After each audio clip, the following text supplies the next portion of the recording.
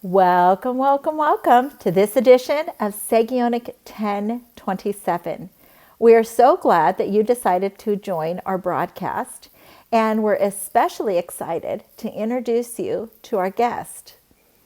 I met our guest a couple of years ago, and I really didn't know a whole lot about her other than sometimes in life we are handed little trinkets.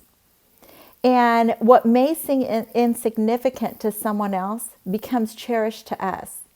And so this is a gal that I don't even know how to explain it. It was like a present that was given to me. That throughout the last couple of years, there were different times that she was placed on my mind. And it was like, in the United States, we sing a song, I'm bringing home my baby bumblebee. Won't my mommy be so proud of me? So it was like that special, and I'm not going to smash you because the song goes on to smash up the bumblebee. But this is who we are about to spend time with. Like that, oh, look at this little treasure. And so I would like to introduce our guest to Abby Carney. And and I want to add to it that the word Sagionic means movement by movement in time. So anywhere throughout the world, when there was something that needed to change, advance, potentially restructure itself, right? Or chop it down and start over, right? There was always a movement, and that movement brought continued movement. And so that's what the word Sagionic means. So our desire here is, how do we take the wisdom insight that is inside of somebody else? How do we squeeze it out of them so that their wisdom insight could help somebody else? And so with that being said, no pressure, Abby, but we are here to squeeze the wisdom out of you. So what would you like to share with viewers today? I don't know if there's anything specific that I would like to share. I don't have anything to sell. I don't have anything to. We're farmers, but we don't even sell directly to the public. So there's nothing here for me to offer to others other than um, my my story. Um, I could probably start with I was raised in a Christian home. My father is Henry Gruver, and my mother was Judith Gruver. They both graduated to heaven a few years back. Um, and so I was raised in a Pentecostal, um, faith filled home. My father was a well known minister. He traveled the world and he was a prayer walker. And so I have that legacy in me. Um, it's it was an exciting childhood. I was born just outside of Portland, Oregon, and lived my first 10 years in Portland, in North Portland, in a rough neighborhood at St. John's. And then when we were about 10 years old, we moved to Woodbine, Iowa, or eventually settled in Woodbine, Iowa. And that's where I kind of finished my schooling and my formative years. Um, Having grown up in Woodbine, I grew up in a farming community, but I always said that I never wanted to marry a farmer, and I didn't. I didn't marry a farmer. Um, After high school, I moved to Arizona and went through training to become a travel agent, and I started working at my husband's parents' travel agency, where he worked as well. So I married a travel agent. I didn't marry a farmer. Um, but somehow the events in life led us to migrate to Australia. My husband and his family migrated to Australia when he was young in the early 80s. They lived here for about, I think, 6 or 7 years or something. So he had Australian citizenship. So when I married him, I knew that there was a chance that we might maybe one day settle in Australia. And so that's where we have. His parents did have a background with avocado farming. And so we switched from a travel agency to coming over to Australia, buying a farm, and we've been growing avocados for the last 20 years. Yeah, I don't know what Okay, might so, be interesting about that story. oh, come on. Let's get real for a second, okay? So, if you were, well, first of all, I just have to laugh on, what are you doing pulling that back up out of your pocket, that what you grew up around in farming? We're supposed to be travel agents, right? Right? Yeah. you Yeah. know, but if we think of it, right, let's just, goodness sakes, if we think about the workers in the vineyard, right? Mm. Let's just okay, your dad was a traveling evangelist, right? And so this is what you grew up around, and probably and being an evangelist, your dad probably many times you saw him just like at the drop of a dime do something that Oh, potentially yeah. your mom would have thought, what are you doing, right? Yeah, possibly. They were very much in sync in their faith. In fact, often the Holy Spirit would reveal things to my mom before he would reveal it to my dad. And then my dad would often go to my mom for confirmation. So my mom was a very adventurous person, which is kind of odd. Um, Often overwhelmed, and certainly it was a lot of work. I'm one of 13 children. Whoo. So I'm number 12 of 13 children. So that was another interesting dynamic in our upbringing. Um, I have a twin sister, an identical twin sister, but we're the only sets of multiples in the entire family of all of us children. Um, but no, my mom was a very adventurous person, very adventurous. She was most at home.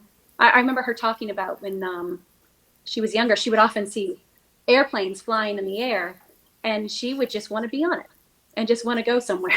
She loved to travel, and yeah, she was very adventurous, and the two of them were very much in sync. So the crazier I think that the request was from the Holy Spirit, the better she responded. Yeah. Okay, so then let's think of that for a second. Okay, so for you, um, you know, you saw the example of the importance of a couple being in unison. Yes. Okay, so if Yeah. you're growing avocados, probably right next to the avocado plant, you're not going to grow a garlic plant. Not in our industry. No, no. Okay. So let's think of it, right? And so it's not just, okay, every time I go to the market, I'm literally every time I go to the market, I touch the fruit. Father, Mm-hmm. I thank you for the farmers. Oh. I thank you for the farmers. I bless the hands of the farmers. Mm. I literally bless. I like purple kale. Okay. Mm-hmm. And all of these farmers know me because I call them. So when I get my purple kale, and it is like the perfect darkness with it's just like, I transform my husband. This is the only lettuce I allow him to have in the house, right? Every time I go to the store, I share with people, regular kale, the middle piece is bitter, but with the purple kale, the middle piece tastes like a cross between broccoli, Brussels sprouts, and cabbage. So Okay. it's only the purple kale, right? And then, so nothing is insignificant. Okay, so I'm gonna pull something out of you, because watch this. I was talking to a gal before you. I interviewed a gal, and she was thinking, what do I have to offer? Okay, she was an executive assistant, and as she continued on with the interview and was sharing how her job was to make the bosses look good. Okay. And so then this visual popped into my brain, and I said to her, hold up your hand. And she held up her hand, because I knew she had painted nails. Okay. Cause she's a friend of mine. I knew she had painted nails, and I was like, could you take those fingernails? What are those fingernails attached to? Cause those fingernails are the bling bling, but what are they attached to? Right? You've spent this interview telling viewers that your job was to make this person look good. Well, that person is just the fingernails, but those fingernails are attached to the hands that typed all of those emails, right? That Yeah. hand is attached to, the one who went out and created these different relationships, right? Or answered those different calls, or fill in the blanks, organized, right? And so you're not going to be a farmer and be raised in the environment you were as the second to the last, because you had to work harder in order to just stay afloat in life, because you had all these examples before you, right?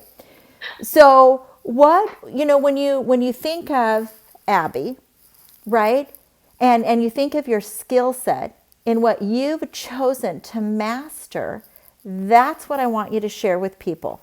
I want you to Mm. share with people what you've chosen to master, why, and the difference it's made. Mm.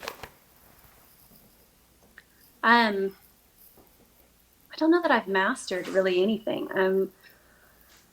My husband would say the same thing. We're sort of a jack of all trades, master of nothing. Um, but there are certain gems in each part of my life. I do certainly do have passions. Um, I'm deeply involved with my local church. Okay? Um, I'm a worshiper. I love to sing. I'm going to plug this in. Hold on one second. That's okay.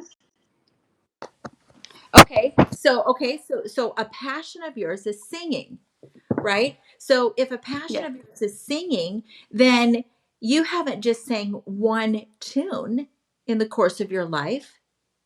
So Mm. talk to us about a vocal box.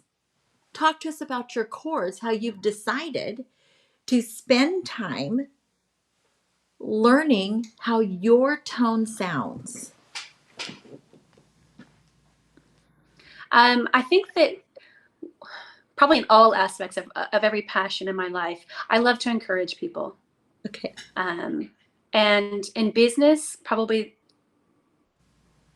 one of my greatest achievements is just empowering people, and empowering employees, and a work culture of gratitude. I really love to see people kind of just come alive with just a small amount of gratitude. If there's anything that I could ever share with other employers, particularly people, and it happens if you talk to any, especially if you're an employer yourself, you get into those inner circles and you speak with other employers, and it's often the same sort of rhetoric where people are frustrated. They can't get what they need out of their staff.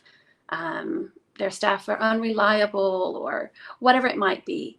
And I would say that work culture and a culture of gratitude will transform your workspace. It will transform people. Just a simple bit of encouragement is amazing how much people will just come alive. And also recognizing people's gifts and strengths and letting them primarily work and focus within those strengths. And they come alive, they blossom. Um, my father-in-law, who we've been in the farming business with Eric's parents for a number of years. It was only about 5, 6 years ago where we sold that whole venture, and then Eric and I went out on our own to grow avocados and macadamia nuts. But one of the things that he did really, really well was he would recognize where people's strengths were. So if he had people coming out and picking avocados, for instance, there are some people that I swear they can't see the fruit on the tree. Like they just miss every piece of fruit on there. And they're good people, they're reliable, they want to come to work, they're hardworking. And if they had those characteristics and those traits, my father-in-law would go and he would try to find another area. So maybe they weren't very good at picking avocados, but he would try them on pruning trees instead. And he would often find that they were fantastic. Or maybe they were better at some tractor work, or maybe they were better at fixing machines or whatever it might be. He would try to find an area where they could just personally excel and he would put them into that work. We all have work that we have to get done that, we don't love. But if you can place people, good people, where you recognize their general character, place them into work where they can excel, they will be there for life.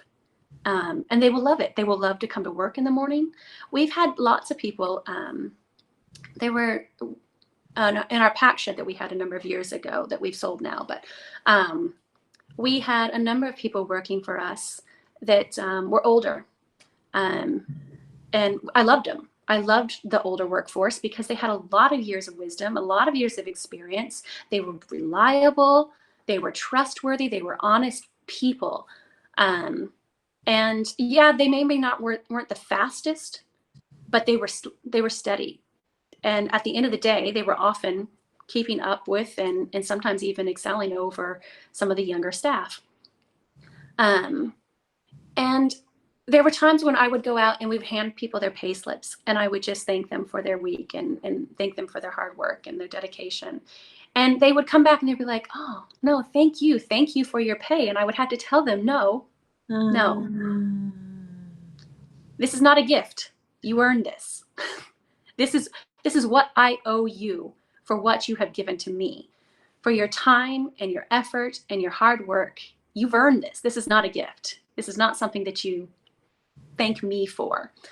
And I would often go through and I would just try to find something, even if they weren't fantastic employees, you just try to find something that they're doing exceptionally well, and you point it out to them. And we would get people that were, like I said, that were older, and sometimes they would come to you afterwards nearly in tears and just say, thank you.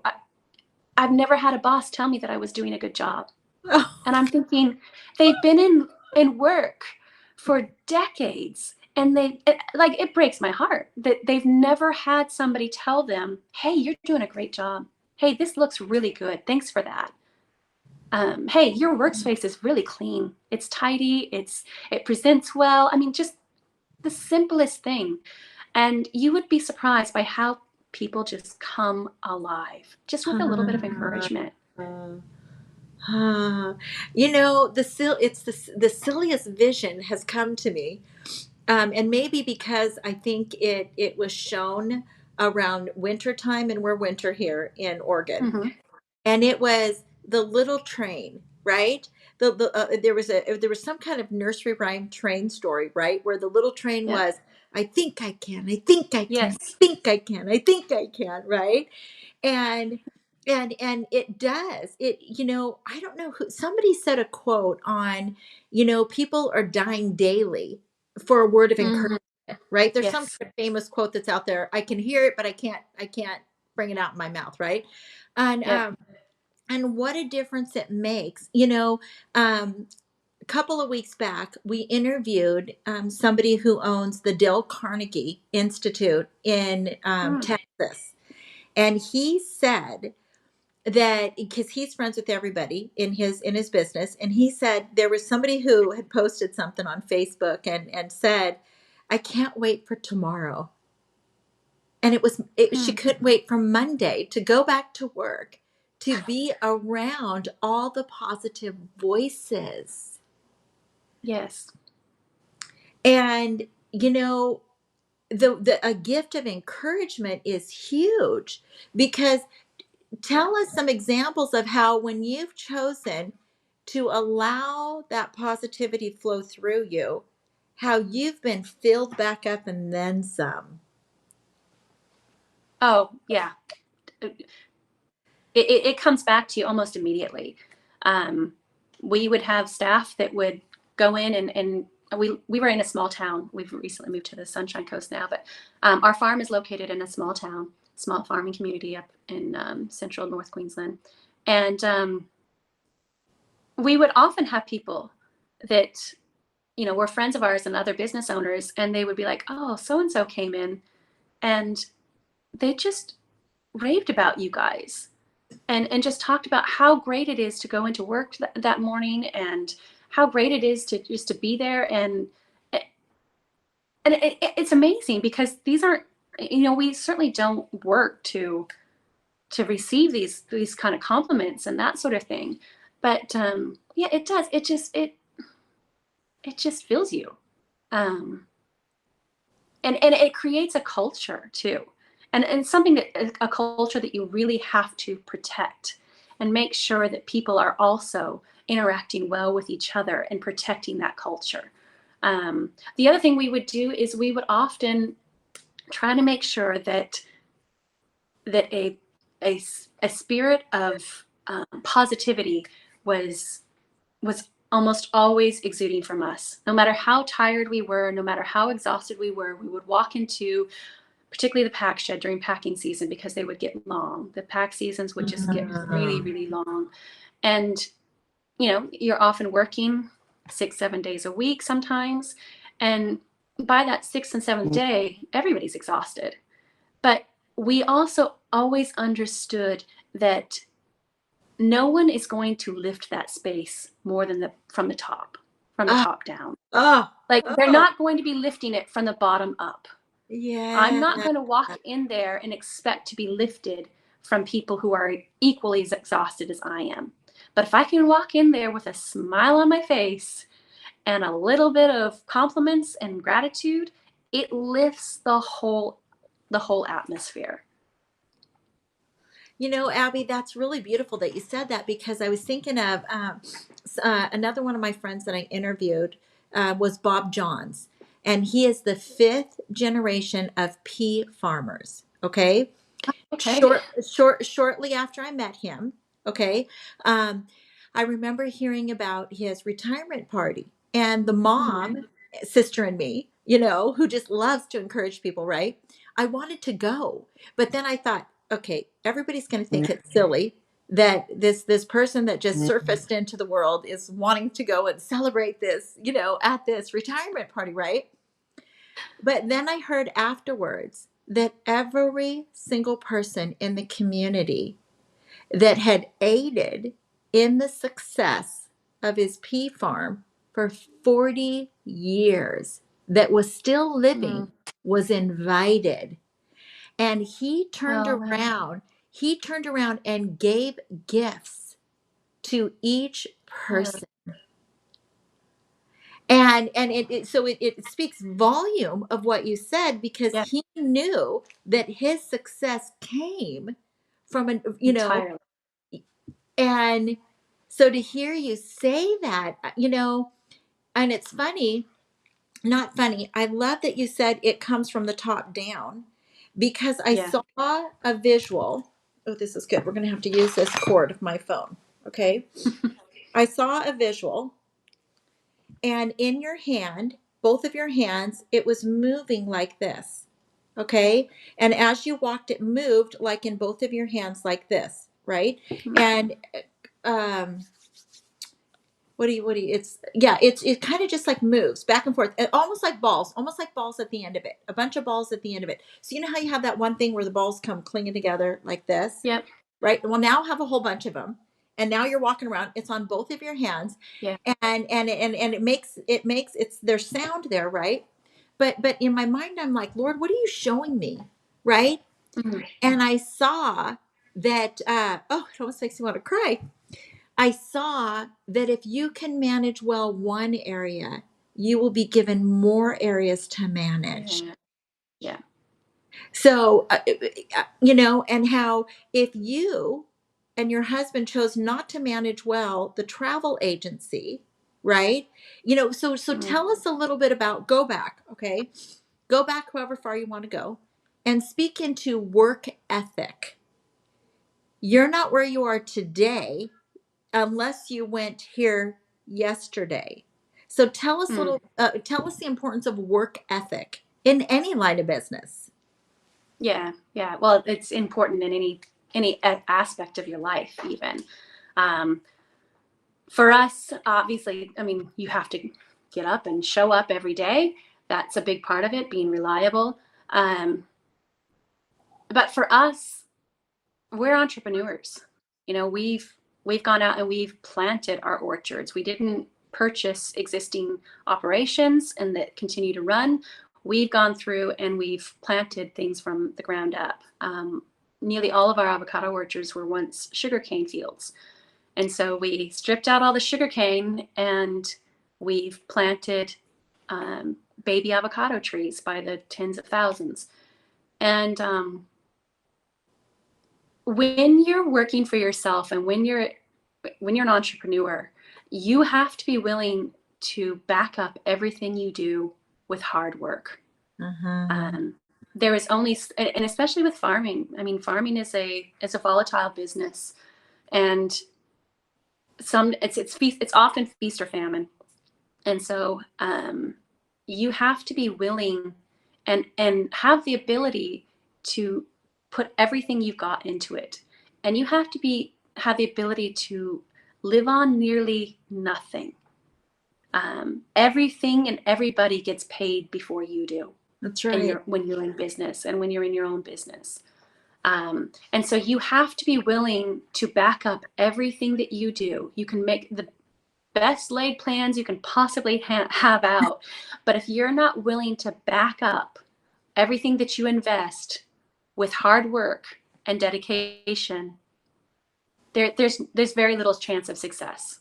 And if you're not willing to scrape down to the bare bones of what you actually need, especially in those lean times, and when money is only going out and nothing is coming in, then you have to be willing to just be able to live on the bare bones and just see how the Lord provides for you. And that's really good. I'm not per se a follower of this person, but this person said something that was so profound to me years ago, not to me directly, but to the public. And that was, Joyce Myers said, I see tons of people come up to me, God has called me, and then they'll fill in the blanks, right? And Joyce will say, tell me about your work ethic. Tell me what kind of jobs you've had, right? Yeah. And then comes I don't even know if this is word, but litany of all the different jobs they've had and how the bosses were A, B, C, and D, right? Right. So walk me through in your life personally, because Eric will speak for himself when he's interviewed one day. Speaking those things, we'll see that miracle take place if it ever happens. No. Speaking those things which are not as though they were, and it was imputed unto her as righteousness, and she was called the friend of God. Okay. So speak, you said you've got to be willing, so like take it even deeper. Okay. Take it inside the walls of your mind on you making, not just physically walking out, but how you've had to come to those crossroads in your mind. Yeah. Probably the most difficult time we had in business was when we were, after we sold the family farms. We had a large operation that we were in business with Eric's parents, and we sold those farms, and we sold them to a large corporate farming organization here in Australia. And Eric and I stayed on for almost a couple of years with this corporate farming operation, and it was different. It was so different. Probably the most challenging time we've had ever in business. Yes, the weight of the of the finance was lifted from us in that setting, but you still had to perform, and the performance of the farm was still on our shoulders. I often compare it to we were suddenly thrust into a middle management position. Yeah. And middle management is so hard. Like, it is a very difficult position to be in, and it's difficult when you're being promoted into it. It's even more difficult when you're taking a step back into it, when you've been the owners of a business and then suddenly you're the manager of the business. A lot of responsibility and very little say in the actual outcome or or yeah, very little say. But I remember, and this is a few years back, and the hours were long, and the corporate was demanding, and of course everything was different from a family run operation, and stepping into this corporate environment that none of us had really had a lot of experience in. And so the hours were long and it was demanding. And I just remember thinking and praying and complaining, really, just complaining to God and saying, Lord, I hate this. When can we leave? I just want out. When can I be released from this? And I remember the rebuke that I got was very specific. And he said, do not despise the training ground. And I thought, oh, right. Right. There was a lot of valuable information and there was a lot of valuable education that we had in that brief 2 years where we worked for that corporate, and God was preparing something in us. That's right. He was preparing something in me, and we needed that information and those skill sets moving forward. That's right. And so it comes down to your work ethic. That's right. That's right. That's right. I'm in the process of setting up so I just wound up having an interview with somebody yesterday that I was so excited to have it with, and I shared with the person, something, but because of that conversation, it made me be willing to step out to reach out to somebody else. So when I reached out to somebody else, they said yes right away. That oh yes, I would love to have you interview me, right? And I've never had a personal conversation with the person, but I have a work ethic. I have a fierce work ethic, and everything that's been given to me, I've taken it very serious. But when I looked at his title, do you know what his title was? Chief Servant of Operations. Oh, wow. And I was like, mic drop, laid out, sackcloth and ashes, prostrate before the Lord. And I'm like, I want to be that. I want to be a CSO. And so when and I just saw this today, I saw this today, right? And that's what I saw. You and Eric, you guys displayed it, but now you were going to be put in a pressure cooker, right? To tenderize your mental, physical, spiritual, emotional, tenderize, crush you, burn out of you. Right? Right? Because of where your pot, we have something in the States called the Instapot, right? Oh, those things, they're amazing, right? But think of it, there's less seasoning that's needed because of the pressure, right? So share with us how that prepared you for the next step. And had you not had that, you wouldn't be on the next step. Yeah, that was very much true, and not even just in the corporate setting, those couple of years there, but also, I mean, like I said, when you're developing orchards and money is just going out and nothing is coming back in, I mean, that is a pressure-filled environment. And sometimes Eric and I would just be like, it was like a game, like how little can we live on, and still thrive. And it was great. Like some of the best years that I look back on are those years where we had very little. And yeah, we thrived. We absolutely thrived. And they're years that I look back with a lot of fondness. That's right.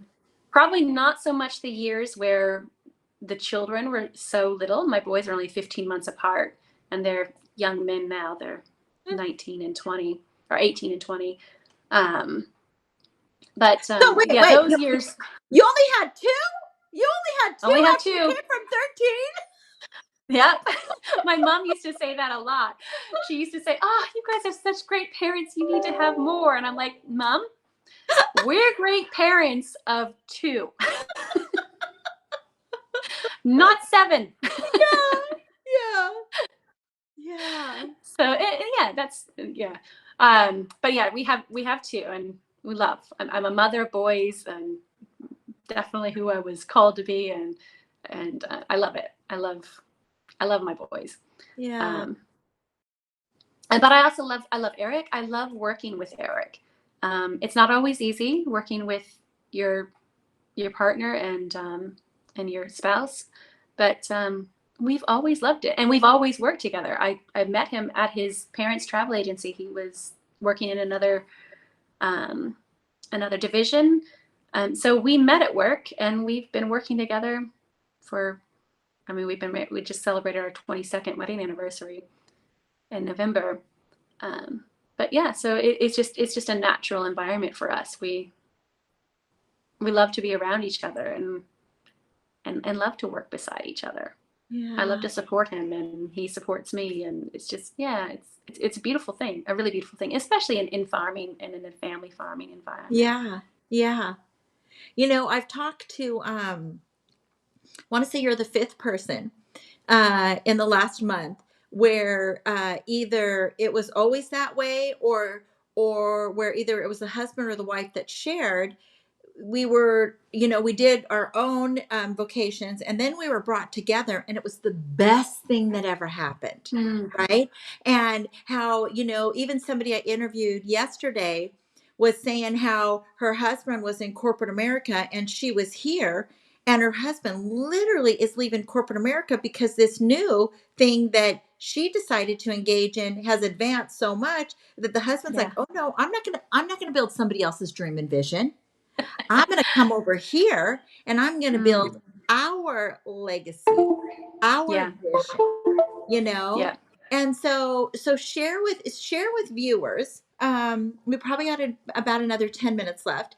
Share with viewers on the importance of, as a parent, or let's say, even because it could fit in the category if you're an aunt or an uncle, right? But Hmm. how what you're doing will directly impact the next generation that's watching you, whether you want to be watched or not. Oh yeah. Yes, absolutely. I mean, um, and it's in all aspects. I mean, children and families, they're sponges. They take in everything, absolutely everything. Um, and I know that everything, every blessing that I have, and every trial that I have endured, and every revelation that I have, is a direct result of the prayers of my mother, my father, my grandmother. I mean, I've got generations of people that are praying for me.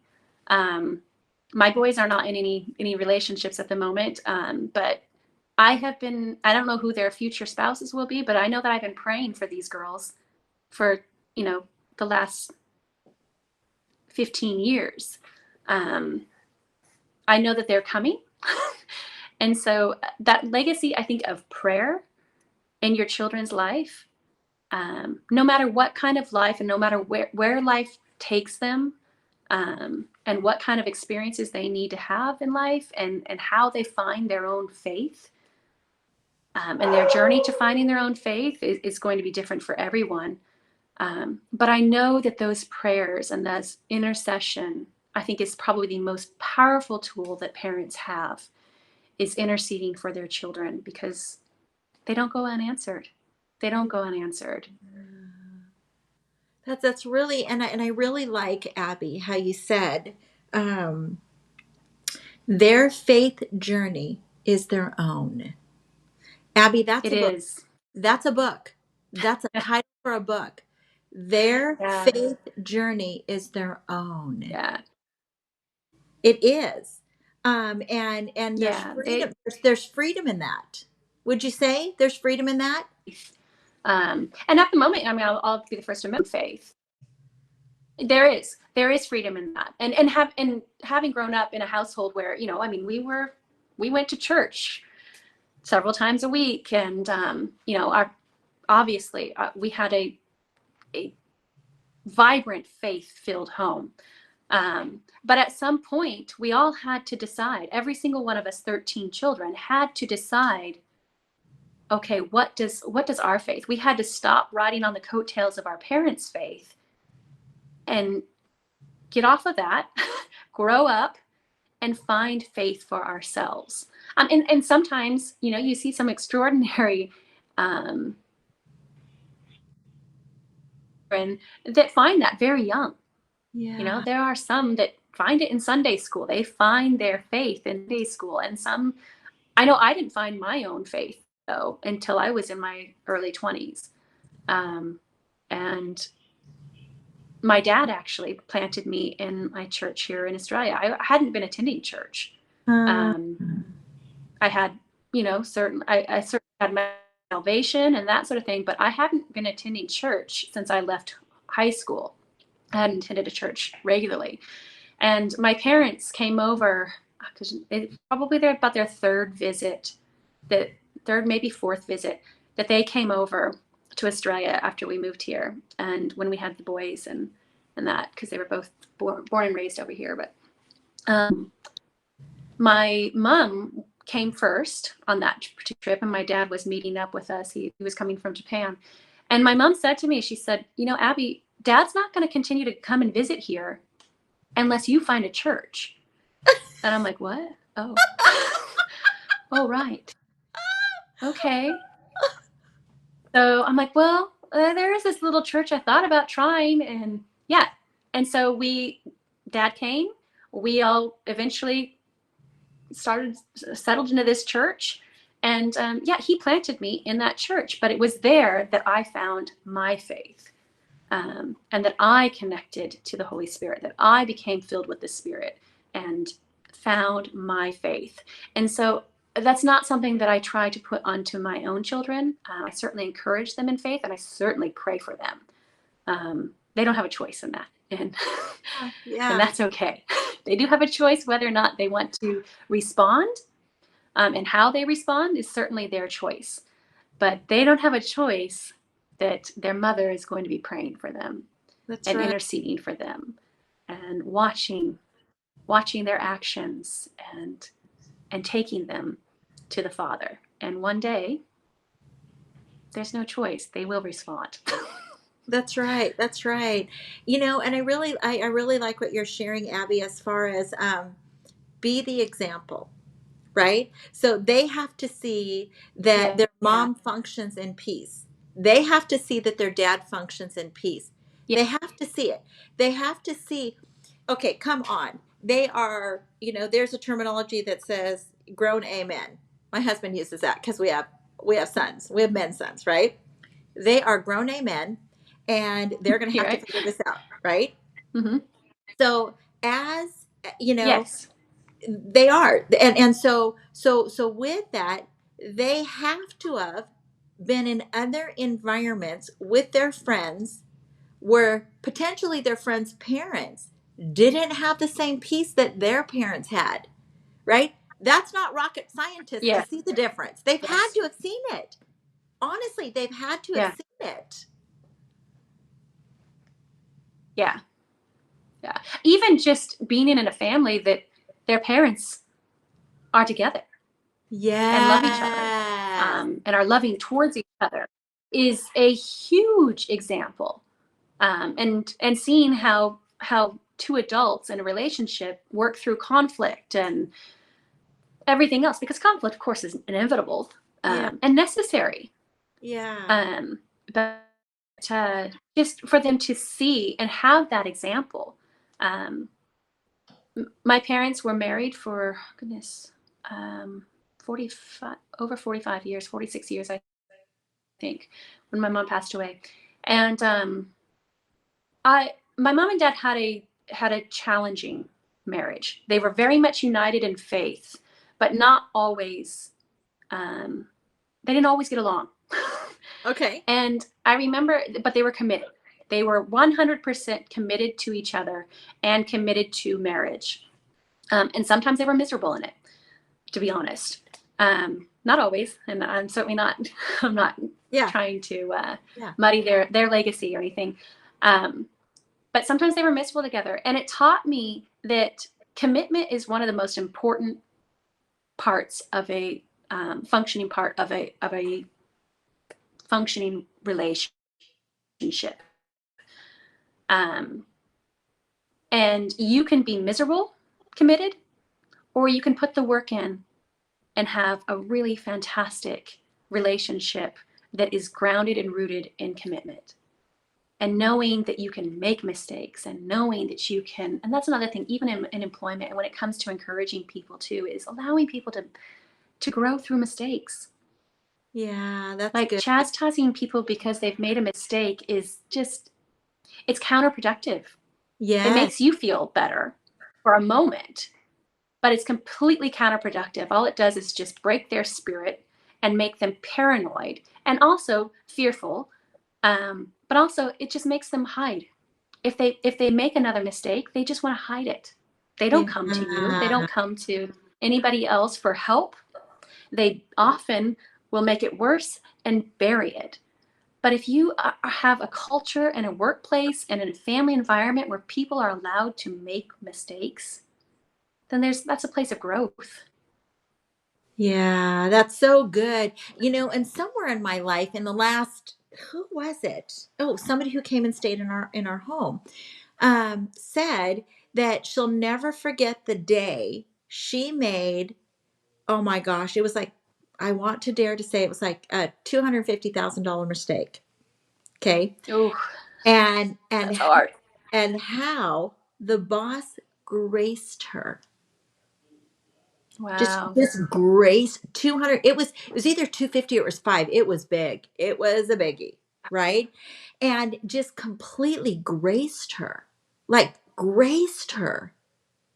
And that is, so there's a phrase that's come to me as I am, in your presence. And that is that um learning to be the CEO without having to be the top leader. Mm, And that's what I see in you. As you've spoken about you and Eric, right? I've seen in you that there's something in you that you don't have to be, my voice will be the one in the front.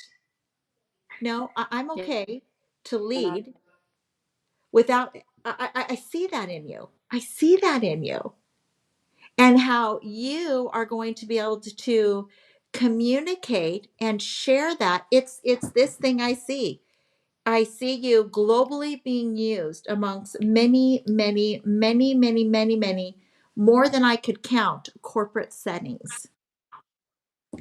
Learning Mm, to be the CEO without having to be like the head voice, whatever I want, like a yeah. top dog, or there's something along that lines, but learning to be the CEO or CSO, right? Chief Servant Officer, right? The CSO without having to be like the loudest voice, I'm in Yeah. charge.